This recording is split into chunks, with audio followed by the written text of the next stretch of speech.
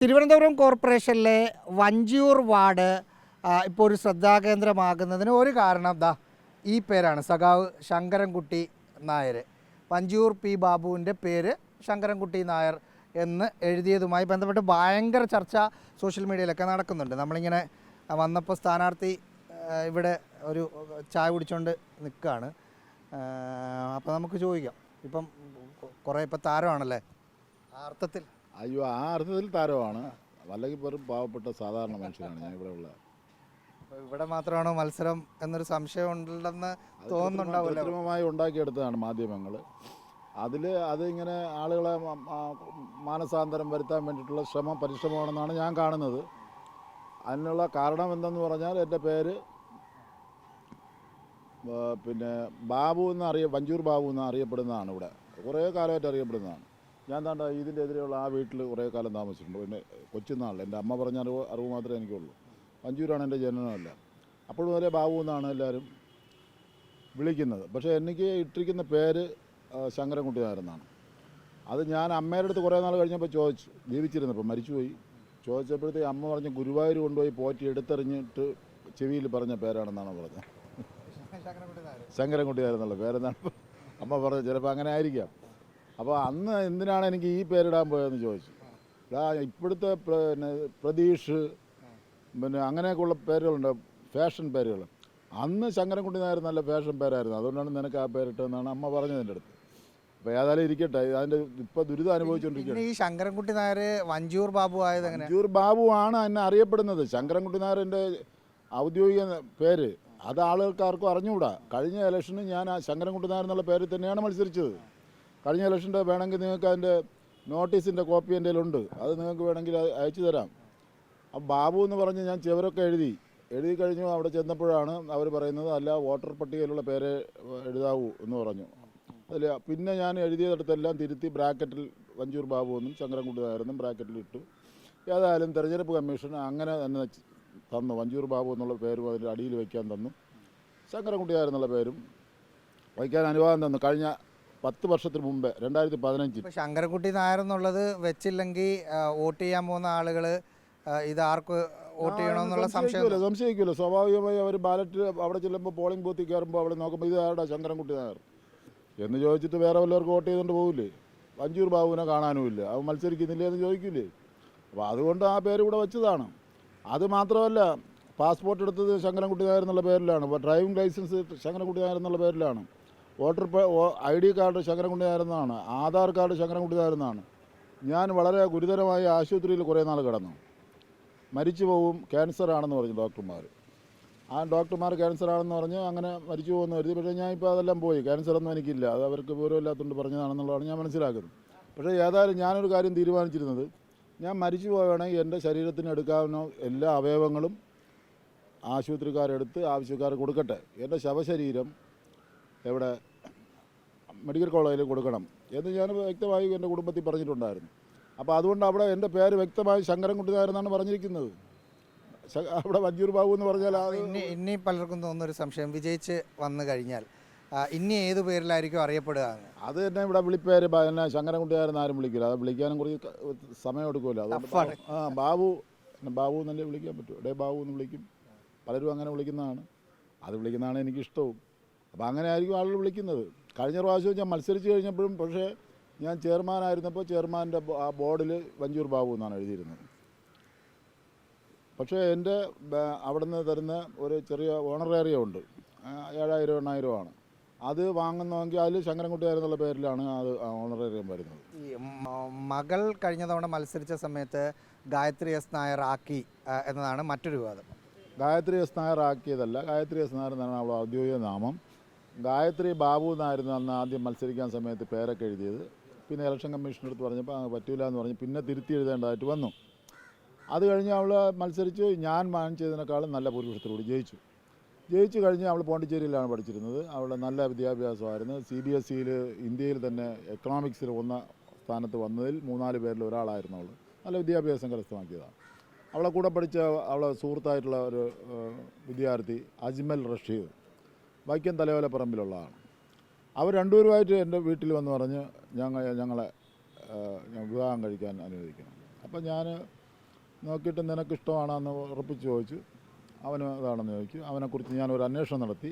കാരണം വേറെ ഒന്നുമല്ല, വേറെ ഇപ്പോഴത്തെ ഈ പുതിയ കാലഘട്ടത്തിലുള്ള മയക്കുമരുന്നിനും അവൻ്റെ അങ്ങനെയൊന്നുമല്ല. പിന്നെ അവൻ്റെ കുടുംബത്തിൽ സാമ്പത്തികം ഉണ്ടോ അതൊന്നുമല്ല നമ്മുടെ മുമ്പിലുള്ള വിഷയം. അവർ എങ്ങനെ, അവരുടെ ബന്ധം എങ്ങനെ നല്ല സ്നേഹമായിട്ട് കഴിയുമോ, ഈ രണ്ട് കാര്യങ്ങൾ അന്വേഷിച്ചു. അപ്പോൾ തന്നെ ഞങ്ങൾ അയാളെ വീട്ടിൽ പോയി അവൻ്റെ ബാപ്പയായിട്ട് സംസാരിച്ച് കല്യാണത്തിൻ്റെ ഡേറ്റ് ഫിക്സ് ചെയ്ത് പിന്നെ മുഖ്യമന്ത്രിയുടെ സമയം നോക്കി. മുഖ്യമന്ത്രിക്ക് 3 മണിക്കാണ് സമയം, കോടിയേരി ബാലകൃഷ്ണൻ 3 മണി സമയം പറഞ്ഞു.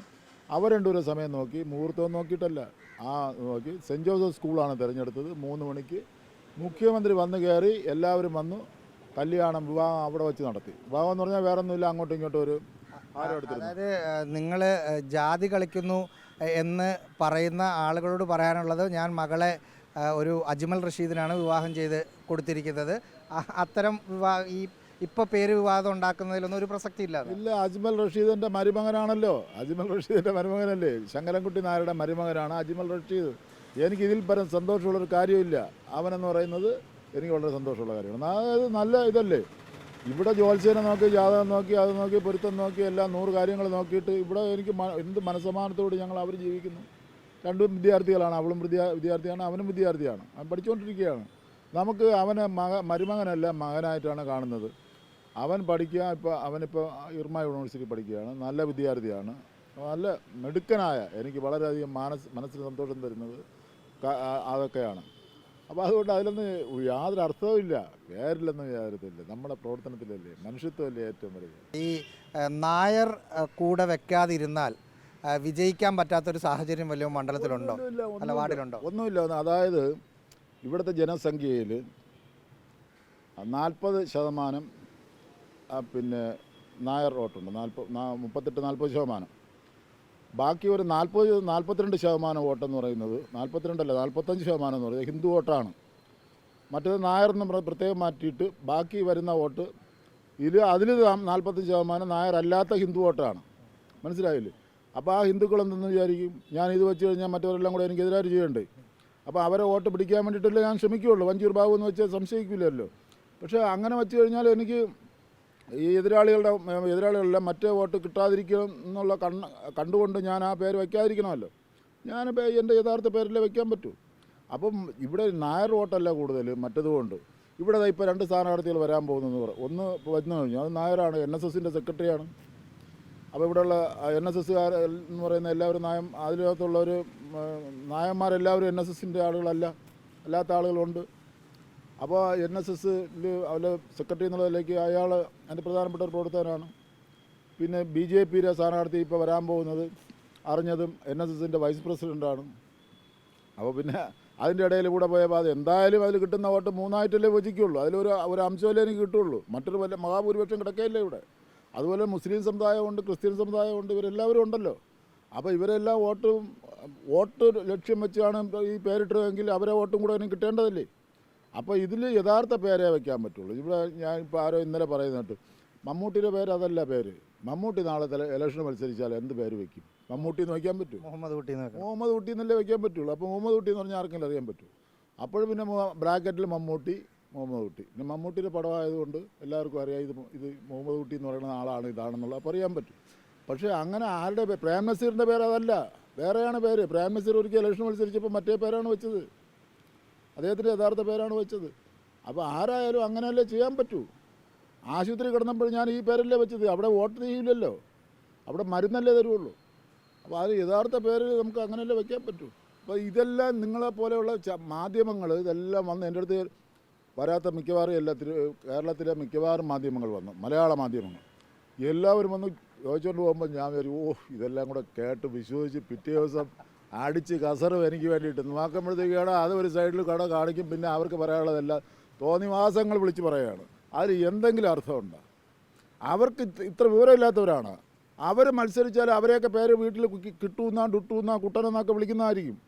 ആ കുട്ടനെന്നുള്ള പേരിൽ അവർ നാളെ സ്ഥാനാർത്ഥിയാകട്ടെ, കുട്ടനെന്നുള്ള പേരിൽ മത്സരിക്കാൻ പറ്റുമോ? ഇതിപ്പം പിന്നെ മെഷീനിൽ ആദ്യം ശങ്കരൻകുട്ടി നായർ, ബ്രാക്കറ്റിൽ വഞ്ചൂർ പി ബാബു, അങ്ങനെ ഇലക്ഷൻ കമ്മീഷനാണ് തീരുമാനിക്കേണ്ടത്. ഇലക്ഷൻ കമ്മീഷൻ ചിലർക്ക് തോന്നും അങ്ങനെയാണ് നേരെ തിരിച്ചിട്ടൂടെ എന്ന്. ഞാൻ കഴിഞ്ഞ പ്രാവശ്യം അങ്ങനെ തിരിച്ചിട്ട് തന്നു. അപ്പോൾ അന്നിരുന്ന ഉദ്യോഗസ്ഥരുടെ മനോഭാവത്തിൻ്റെയൊക്കെ അടിസ്ഥാനത്തിലാണ്. എല്ലാവരും അങ്ങനെ ആകണമെന്നില്ല, നിയമാനുസരണം അങ്ങനെ ഇടാൻ പാടില്ല. പക്ഷേ നമ്മുടെ അടുത്ത് ഒരു വിനയപൂർവ്വമുള്ള അഭ്യർത്ഥന മാനിച്ച് അവരങ്ങനെ ചെയ്താൽ അത് ഉപകാരം, ഇത്രയേ ഉള്ളൂ. അല്ലെങ്കിൽ ഞാൻ ആളുകളിപ്പോൾ പഴയതുപോലെ ഈ ചിഹ്നം നോക്കിയൊന്നും അല്ല വോട്ട് ചെയ്യുന്നത്. ഓരോയുള്ള ആളുകളാണ് കേരളത്തിൽ വിദ്യാഭ്യാസമുള്ള ജനതയാണ്. പേര് വായിച്ച് തന്നെ വോട്ട് ചെയ്യും. പേര് വായിക്കുമ്പോഴത്തേക്ക് അടിയിൽ ബാബു എന്നുള്ള പേര് ശങ്കരൻകുട്ടി നായർ ഞാൻ എഴുതി വെച്ചാൽ ശങ്കരൻകുട്ടി നായർ എന്നുള്ള പേര് നോക്കി തന്നെ വോട്ട് ചെയ്യും. ചിഹ്നം നോക്കി വോട്ട് ചെയ്യുന്നവരുടെ എണ്ണം ഇപ്പോൾ കുറഞ്ഞിട്ടുണ്ട് കേരളത്തിൽ. കേരളം സമ്പൂർണ്ണ സാക്ഷരത കൈവരിച്ച നാടാണ്. അതിൻ്റെ എല്ലാം പിന്നിൽ ഇടതുപക്ഷ ജനാധിപത്യ മുന്നണിയാണെന്നുള്ള കാര്യത്തിൽ സംശയമില്ല. ഈ നാടിൻ്റെ പുരോഗതിയെക്കുറിച്ച് ഇവരാരെങ്കിലും പറയട്ടെ. പേര് വിവാദത്തിൽ വഞ്ചിയൂർ ബാബുവിന് പറയാനുള്ളതാണ് നമ്മൾ കേട്ടത്. അദ്ദേഹം പറയുന്ന ഒരു പ്രധാനപ്പെട്ട കാര്യം, മുമ്പ് മത്സരിച്ച സമയത്തും ഇങ്ങനെയൊക്കെ തന്നെയായിരുന്നു, ഇപ്പോൾ ഇത് മറ്റു പല കാരണങ്ങൾ കൊണ്ട് വിവാദമാകുന്നതാണ് എന്നൊരു വിശദീകരണം കൂടി അദ്ദേഹം നൽകുന്നുണ്ട്. എന്തായാലും തെരഞ്ഞെടുപ്പ് പ്രചരണ തിരക്കിലാണ്, ഇഷ്ടം പോലെ പ്രവർത്തകരുണ്ട്. വീടുകൾ കയറുന്നതിനിടയ്ക്കാണ് ഈ വിവാദങ്ങളോട് നമ്മളോട് അദ്ദേഹം പ്രതികരിച്ചത്. വീഡിയോ ജേർണലിസ്റ്റ് ശിവപ്രസാദിനൊപ്പം reporter Rahees Rasheed, in reporter, Thiruvananthapuram.